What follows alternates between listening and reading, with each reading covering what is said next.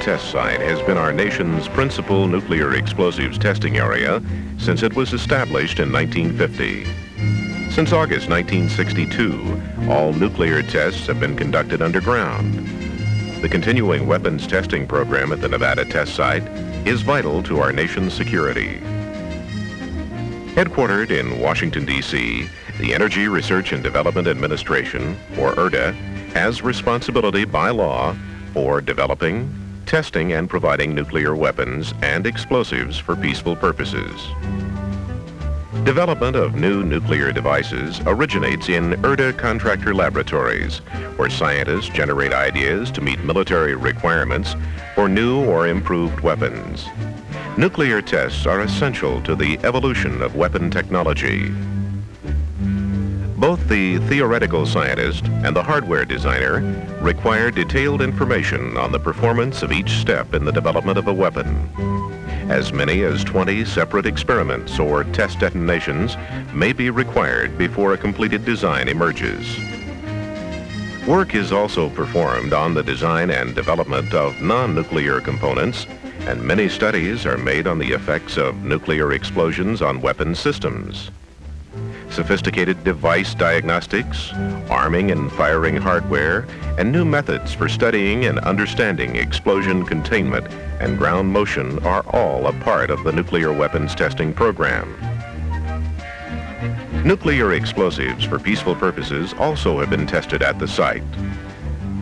The Department of Defense develops specially designed tests to find out, for example, how nuclear detonations might affect our retaliatory defense systems, how communication systems would be affected by radiation, or how hardened structures would stand up under attack. Prototypes for all warheads of recently developed nuclear defense systems in the United States arsenal have been tested in Nevada. These include the Poseidon submarine missile, the Minuteman II, and many others.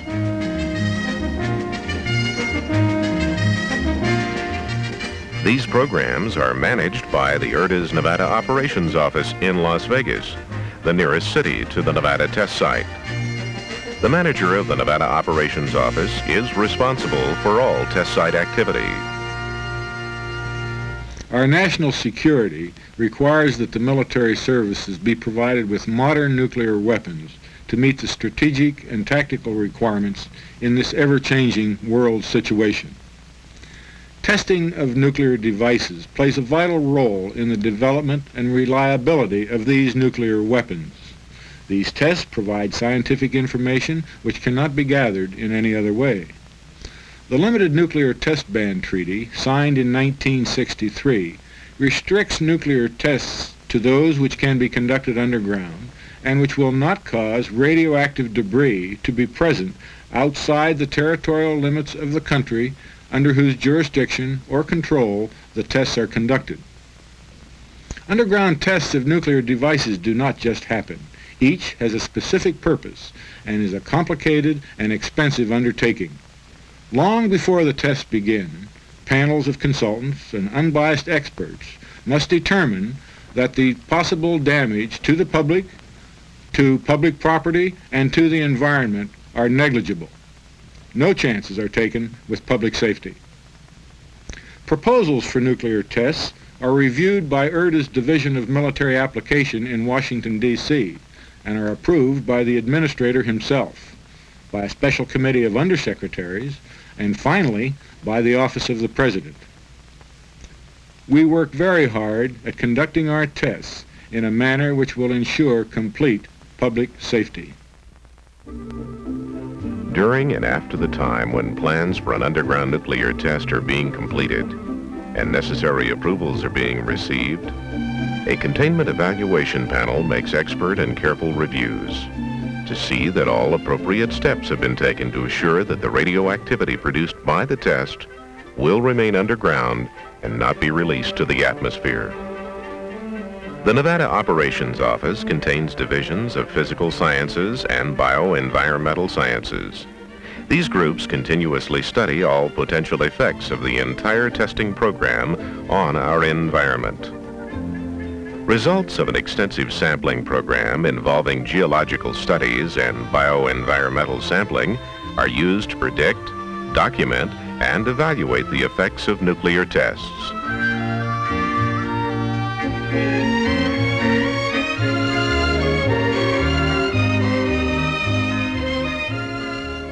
On high-rise buildings in Las Vegas, detailed structural engineering studies have provided information on how tall buildings react to ground motion.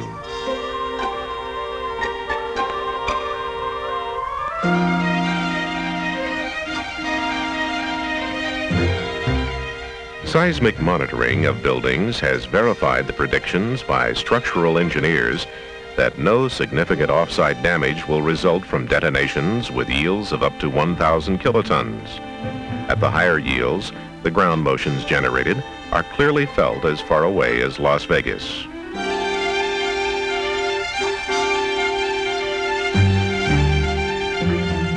The Environmental Protection Agency acts as an advisor and provides technical assistance to ERDA in matters concerning public health and safety.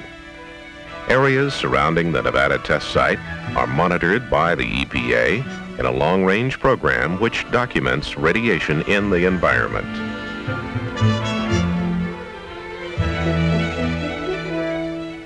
Some of the test site neighbors in the nearby region cooperate in this program by wearing radiation measurement devices. These are collected regularly and compared with radiation data obtained through other monitoring programs.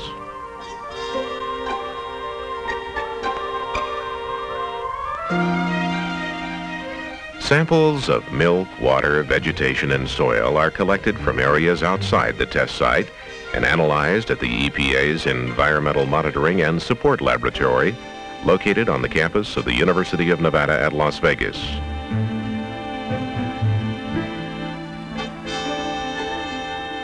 Results of these studies are summarized in the Environmental Impact Statement for Underground Nuclear Testing at the Nevada test site. This statement and many of the reports resulting from the safety and environmental studies are available in ERDA's technical library.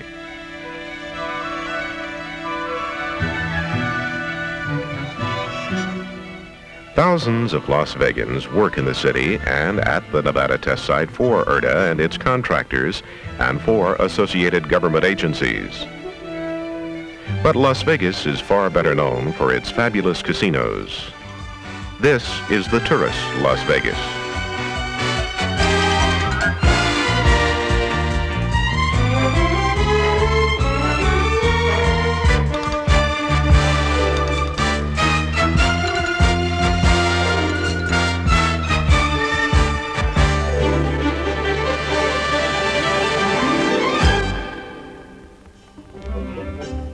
At dawn, when the crowds begin to thin in the casinos and the tourists' long night is ending, a long day is just beginning for the thousands of permanent residents of Las Vegas who work at the Nevada test site. They are preparing for the ride through 65 monotonous miles of desert to the headquarters of Nevada test site operations at Mercury, Nevada. Another 25 to 50 miles must be traveled by those working in the test areas to the north.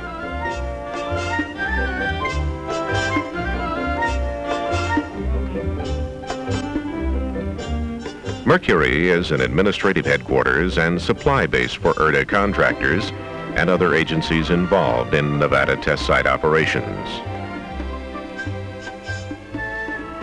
Beyond Mercury lie the main test areas of Yucca Flat, Rainier Mesa, and Paiute Mesa. The control point is the nerve center and command headquarters for most of the testing activities. It sits in a desert mountain saddle overlooking Frenchman and Yucca Flats. The location for most of the underground detonations at the Nevada test site is Yucca Flat, a valley roughly 10 by 20 miles, extending north from the control point. Tests up to about 300 kilotons in yield have been conducted beneath Yucca Flat. Larger tests up to 1,000 kilotons have been conducted beneath Paiute Mesa, a 170 square mile area in the extreme northwestern part of the test site. The location and geology of this rugged rolling mesa made practical the testing of nuclear explosives at depths down to more than 4,500 feet, with small chance of ground motion causing damage off-site. Some early underground tests in 1957 and 1958 were conducted at the end of horizontal mine drifts in soft volcanic rock. In recent years, tunnels in Rainier Mesa have been used only for events requiring elaborate instrumentation for Department of Defense effects-type experiments.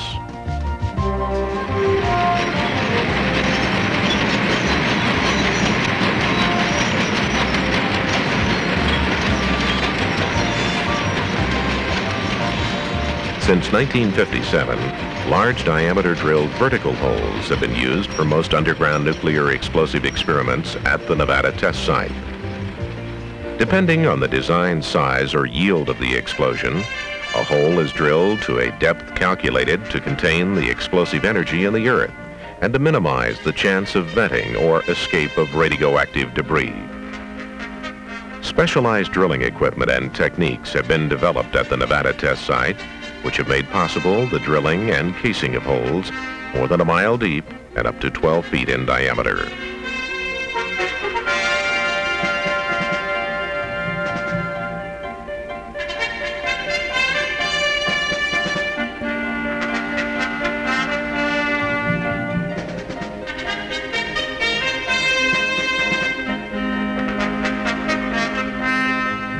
The drilling is so precise that usually there is a clear line of sight all the way to the bottom. The hole has to be so straight that a test canister containing the nuclear explosive and measuring instrument package, sometimes 200 feet or more long, can be lowered without binding. When the hole is ready, a dummy package, slightly larger than the test canister, is lowered to the bottom of the shaft to make sure that the canister will not stick or bind while being emplaced.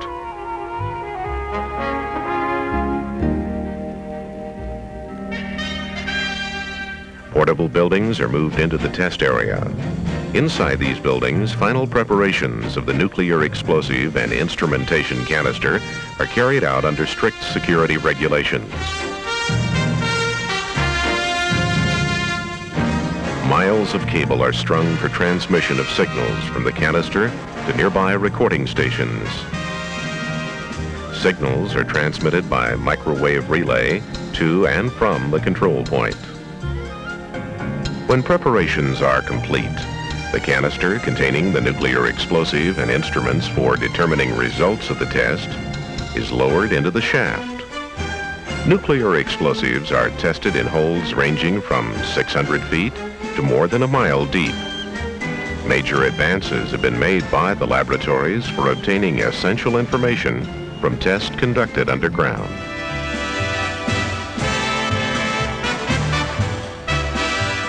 After the nuclear explosive is in place, the shaft is filled with sand, gravel, and plugs of concrete or plastic.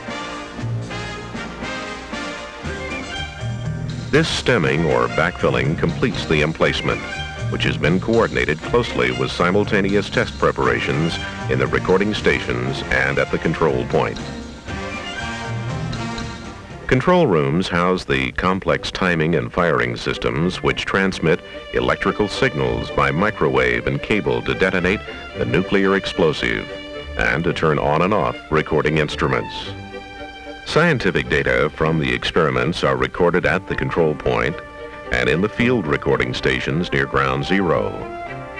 Dry or trial runs to verify proper installation of the circuitry are made, beginning with installations of the first units. All instrumentation must function properly. Each of the programmed actions must occur in precisely the right sequence and at exactly the correct instant, or the run is repeated. 6 to 10 dry runs for an event are normal. There may be 15 or more.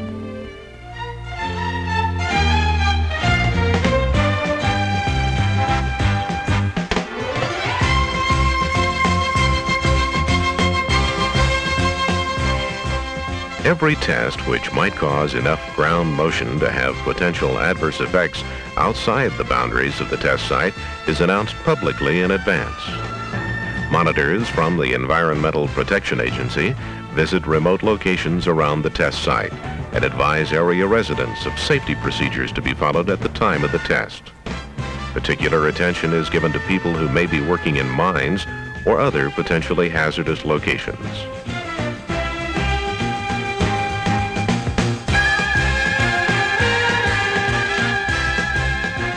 The strongest emphasis is placed on radiation safety of the public and on-site workers. Monitors are directed from the control point to positions where they can take protective action if necessary in the unlikely event of radiation being detected off-site. Only rarely have small amounts of radioactivity been released. The levels measured off-site have been well below those permitted by existing radiation guides. Net control, this is 256. The air samplers and gamma rate recorders at Alamo and Hyco are in operation, and I am standing by at Crystal Springs.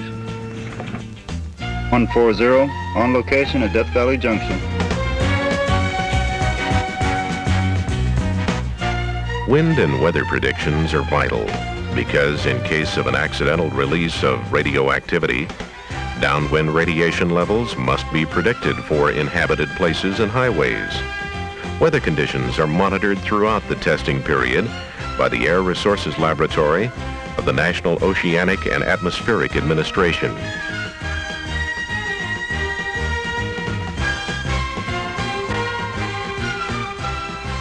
.1105 ball from Death Valley Junction.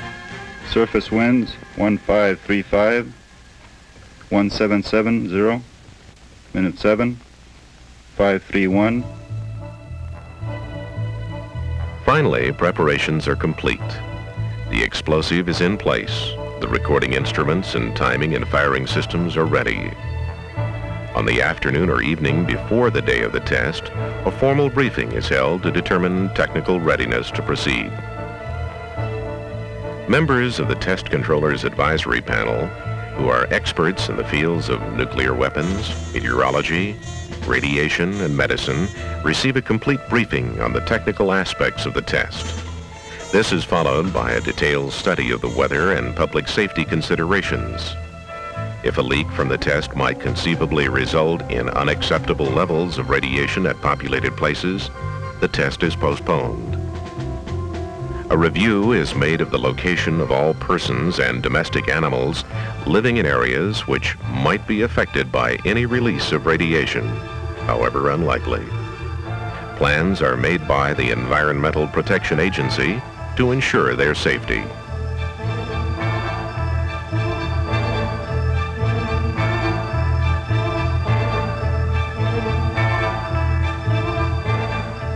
Miles out in the field, a security sweep by ground patrols and helicopter confirms that all personnel not connected with the test have been evacuated from the forward areas of the test site. At the main assembly point, radiation safety personnel arrive, along with men who will be engaged in re-entry and post-test operations.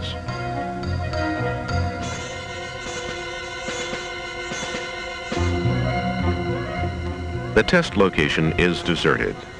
Once the decision is made to proceed with the test, the final party to leave the area arms the device to make it capable of producing a nuclear explosion.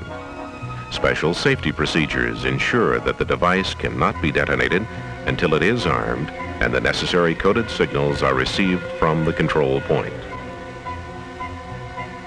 Radiation detectors surround the test area.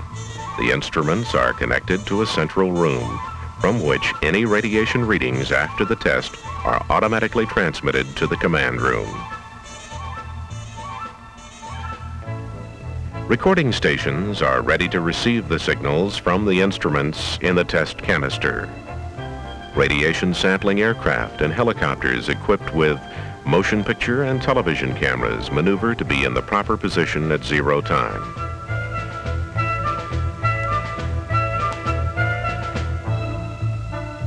Members of the test staff are at their stations in the command room.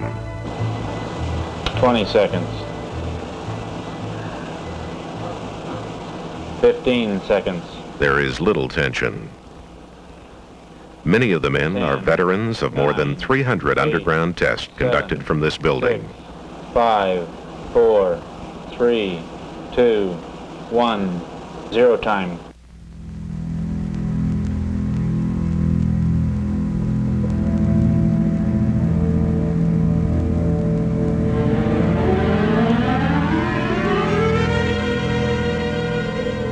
There is little to be seen at ground zero during a detonation.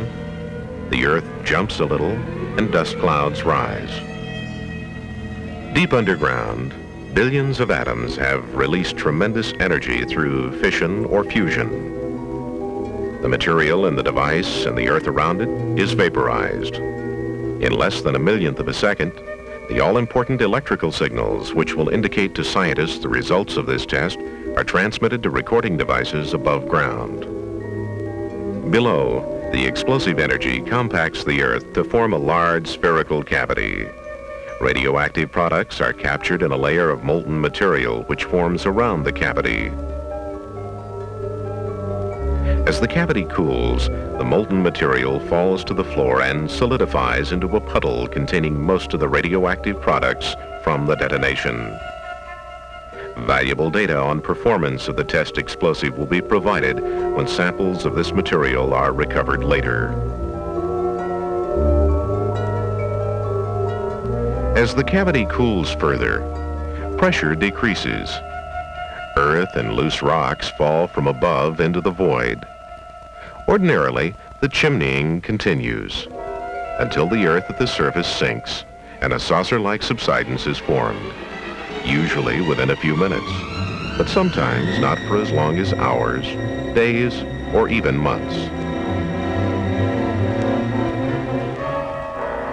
The command room receives and charts radiation level reports from the telemetering instruments surrounding Ground Zero and from aircraft which fly over the area. Normally, only background radiation levels are indicated. Weather and radiation monitoring personnel remain at their off-site locations until closer aerial surveys and initial re-entry teams verify that there has been no leakage of radiation. Only then are they released by the test controller. Special drilling rigs are set up and soon go to work to obtain samples from the puddle. Drilling operations proceed swiftly with crews working around the clock. Precautions are taken against release of radioactivity to the atmosphere. Blowout preventers are used to contain the entrapped radioactive gases which might otherwise be released at the surface. Samples of the puddle material are required for radiochemical analysis. The radioactive samples are handled carefully and quickly packaged in shielded containers for shipment to the test laboratory. Analysis of the recovered samples and of electrical impulse recordings made at the time of detonation provide scientists with the knowledge of how the explosive device performed. The underground nuclear testing program at the Nevada test site is only a part of the vast research effort of the Energy Research and Development Administration. The Nevada Operations Office also supports energy research programs in other locations, such as the development of natural gas deposits and the investigation of geothermal energy sources in cooperation with industry and other government agencies.